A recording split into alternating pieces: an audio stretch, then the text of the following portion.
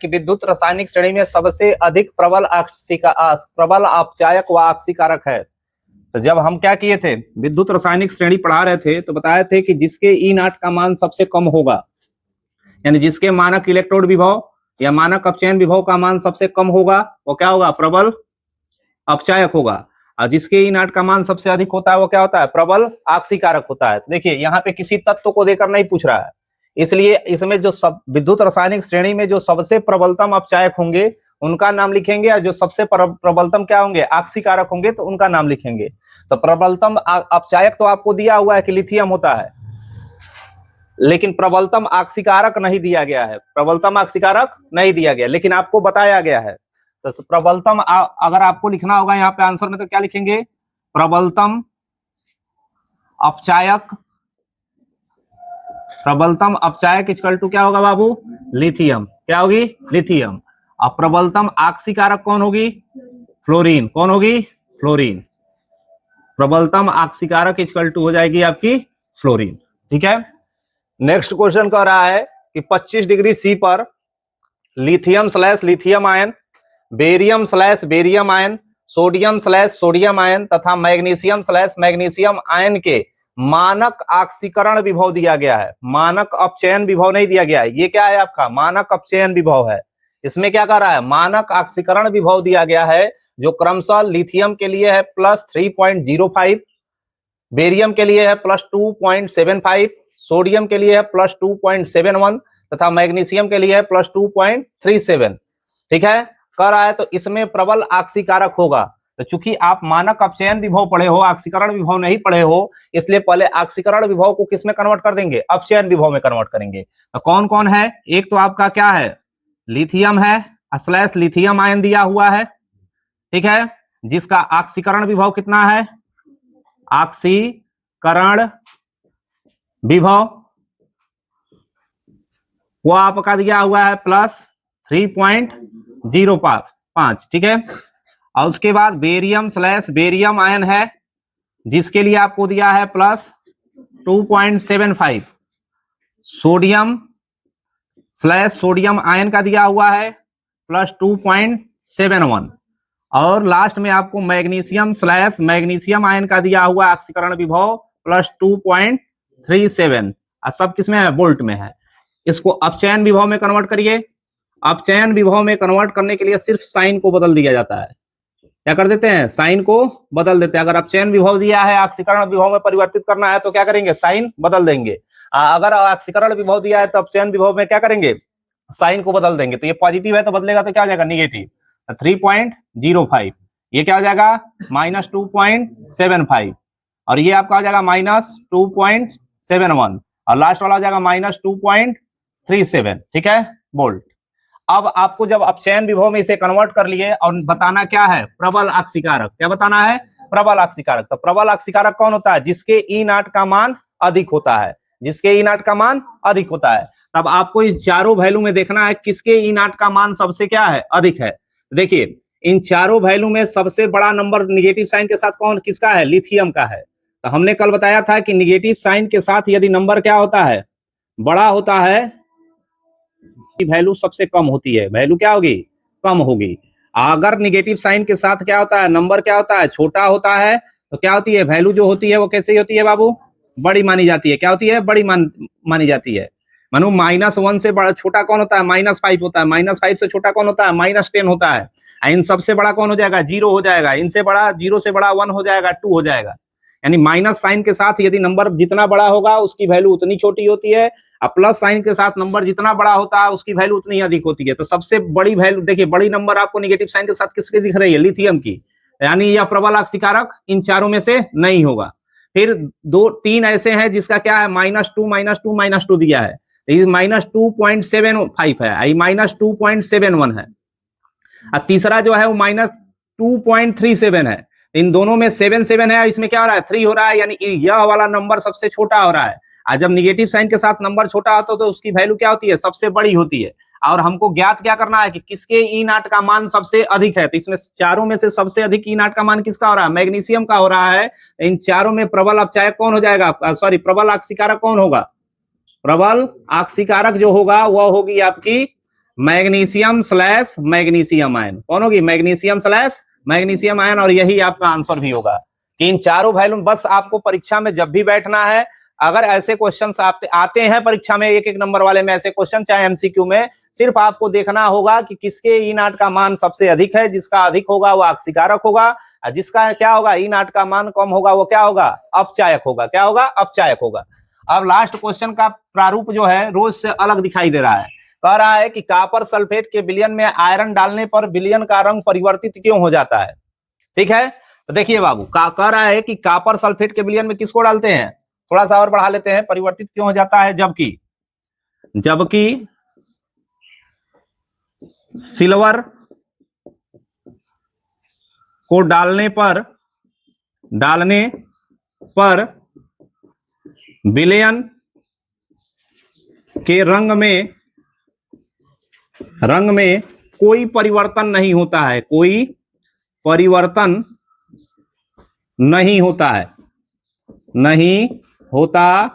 है। क्यों? ठीक है, क्या कह रहा है क्वेश्चन कि यदि कॉपर सल्फेट के विलयन में हम आयरन डालते हैं तो विलयन का जो रंग होता है वो बदल जाता है, जबकि सिल्वर को डालते हैं तो विलयन के रंग में कोई परिवर्तन नहीं होता है। विद्युत रासायनिक श्रेणी जब हम पढ़ा रहे थे और समझा रहे थे, उस समय बताए थे आपको कि जब भी हम क्या करते हैं, नीचे से ऊपर की तरफ जाते हैं, तो मानक अपचयन विभव या मानक इलेक्ट्रोड विभव ई नाट का मान क्रमशः क्या होता है? घटता है। क्रमशः क्या होता है? घटता है। और जिसके ई नाट का मान जितना कम होता है, उसमें इलेक्ट्रॉन त्यागने की क्षमता बढ़ती है। क्या होती है? और इलेक्ट्रॉन त्यागने के साथ साथ उसकी क्रियाशीलता बढ़ती है। क्या होती है? क्रियाशीलता बढ़ती है। यानी जो तत्व जितना ऊपर स्थित होता है, जो तत्व जितना ऊपर स्थित होता है, वह अपने से नीचे स्थित धातुओं से अधिक क्रियाशील होता है। अपने से स्थित क्या होता है? नीचे स्थित धातुओं से अधिक क्रियाशील होता है। और वह जो ऊपर स्थित धातु होते हैं, वह किसी भी नीचे स्थित धातुओं के लवण के विलयन से उस धातु को क्या कर देते हैं? प्रतिस्थापित कर देते हैं, क्योंकि वह क्या होते हैं? ऊपर वाले अधिक क्रियाशील होते हैं। जैसे ऊपर होगा, जैसे एयू के ऊपर पीटी है, तो पीटी एयू से ज्यादा क्रियाशील है। पीटी से ऊपर एजी है, तो ये इन दोनों से अधिक क्रियाशील है। एजी से ऊपर एचजी है, तो एचजी इन तीनों से अधिक क्रियाशील है। लेकिन अपने से ऊपर वाले से अधिक क्रियाशील नहीं है, उनसे कम क्रियाशील है। यानी जो ऊपर होगा उसके नीचे वाले से क्रियाशील होगा, लेकिन ऊपर वाले से कम क्रियाशील होगा। तो देखो क्या रहा है कि कॉपर सल्फेट का विलयन है, और क्या डाल रहे हैं? आयरन डाल रहे हैं, तो विलयन का रंग बदल जा रहा है। तो कॉपर है कहां? देखो, कॉपर यहाँ पे है। आयरन कहां है? यहाँ है। आयरन क्या होता है? कॉपर से अधिक ऊपर स्थित है, या आयरन के कॉपर की अपेक्षा इसके ई नाट का मान बहुत कम है, जिसके कारण यह अधिक क्रियाशील होती है। जैसे कॉपर सल्फेट के विलयन में डालते हैं, तो वह अभिक्रिया करके कॉपर को वहां से क्या कर देता है? विस्थापित कर देता है, और आयरन सल्फेट बना देता है। क्या बना देता है? आयरन सल्फेट बना देता है। तो जब आयरन सल्फेट बन गया, यानी विलयन क्या हुआ? जो आप विलयन लिए थे वो विलयन ही बदल गई, तो उसका रंग भी क्या हो जाता है? समाप्त हो जाता है। क्या होता है? रंग भी समाप्त हो जाता है, या रंग बदल जाता है। ठीक है, लेकिन सिल्वर देखो कहां है? नीचे है। सिल्वर कहां है? कॉपर से नीचे है। यानी कॉपर से कम क्रियाशील होने के कारण जब कॉपर सल्फेट के विलयन में हम सिल्वर को डालते हैं, तो उसके भीतर कोई रासायनिक अभिक्रिया नहीं होती है, जिससे विलयन के रंग में कोई प्रभाव नहीं पड़ता है। तो लिखेंगे क्या आंसर में? के विलयन में आयरन डालने पर विलयन का रंग परिवर्तित हो जाता है,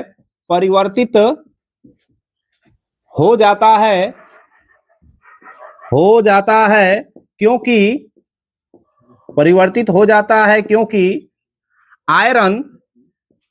आयरन में कॉपर से ऊपर स्थित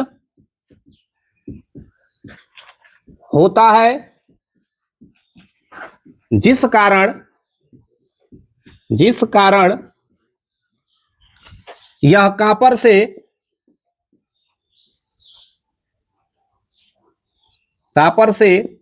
अधिक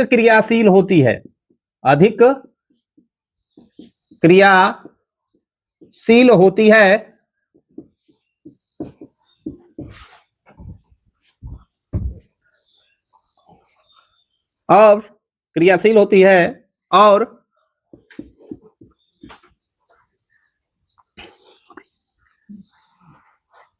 और कॉपर सल्फेट के विलयन से अभिक्रिया करके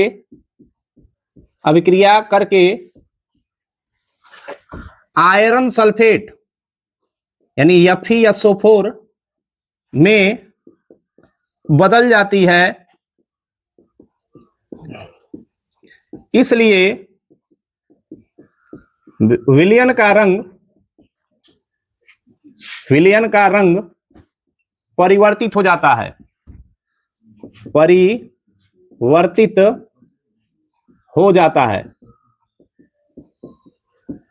ध्यान से देखेंगे, कॉपर सल्फेट है, इसमें मिला क्या रहे हो, आयरन यानी Fe को। जैसे मिलाओगे अधिक क्रियाशील होने के कारण यहां से कॉपर को विस्थापित कर देगा और FeSO4 के साथ जुड़कर क्या बना लेगा, FeSO4, और कॉपर यहां से क्या हो जाएगी, विस्थापित हो जाएगी। और जैसे ही कॉपर विस्थापित हो जाएगी, कॉपर के विस्थापित हो जाते ही क्या होता है, विलयन का क्या हो जाता है, नेचर बदल जाता है। जब विलयन का नेचर कॉपर सल्फेट से बदलकर क्या हो गया, फेरस सल्फेट हो गया है, तो इसलिए उसके विलयन का रंग भी क्या हो जाता है, बदल जाता है।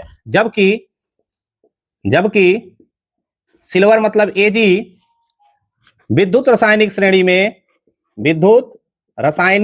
श्रेणी में कॉपर से नीचे स्थित होती है, कॉपर से नीचे स्थित होती है, वह कॉपर से कम क्रियाशील होती है, कॉपर से कम क्रियाशील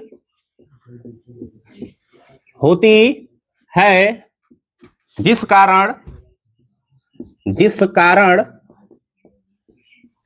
यह कॉपर सल्फेट के विलयन से कोई अभिक्रिया नहीं करती है,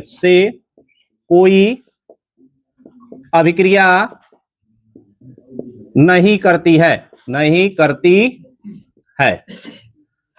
ये हो गया CuSO4, Ag डालेंगे, विद्युत रासायनिक श्रेणी में नीचे होने के कारण ये कॉपर से कम क्रियाशील होती है, इसलिए डालने पर कोई अभिक्रिया नहीं होती है, यानी क्या लिख देंगे, नो रिएक्शन। जब नो रिएक्शन होगा तो विलयन हमेशा कॉपर सल्फेट का ही बना रहेगा, इसलिए विलयन का जो रंग पहले नीला था, विलयन का रंग नीला ही रहता है, वो परिवर्तित नहीं होता है।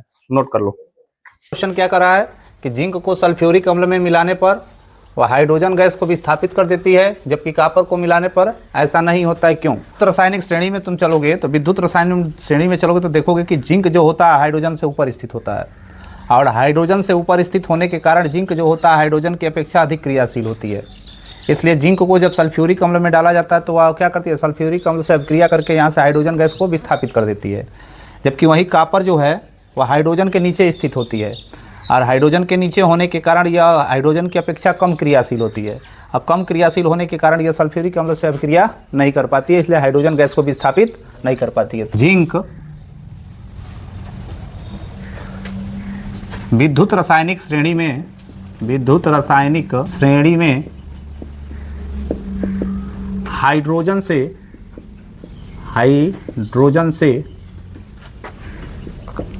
ऊपर स्थित होती है,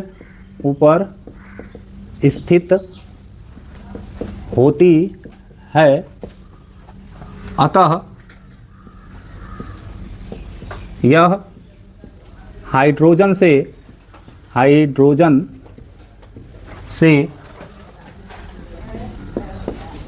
अधिक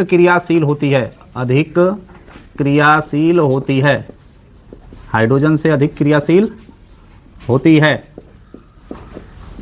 इसलिए इसे फ्यूरिक अम्ल में मिलाने पर हाइड्रोजन गैस मुक्त करती है, हाइड्रोजन गैस मुक्त करती है। और रिएक्शन आप दिखा देंगे कि जिंक को जब हम किस में डालते हैं, H2SO4 के विलयन में डालते हैं, तो यहाँ से ये रिएक्ट करके करती क्या है, जिंक सल्फेट बना देती है, और जैसे जिंक सल्फेट बनता है यहाँ से क्या निकल जाता है, हाइड्रोजन गैस बाहर हो जाता है। और लिखेंगे आके जबकि कॉपर विद्युत रासायनिक श्रेणी में विद्युत रासायनिक श्रेणी में हाइड्रोजन से नीचे स्थित होती है, हाइड्रोजन से नीचे स्थित होती है, स्थित होती है, अतः कम क्रियाशील, अतः कम क्रियाशील होने के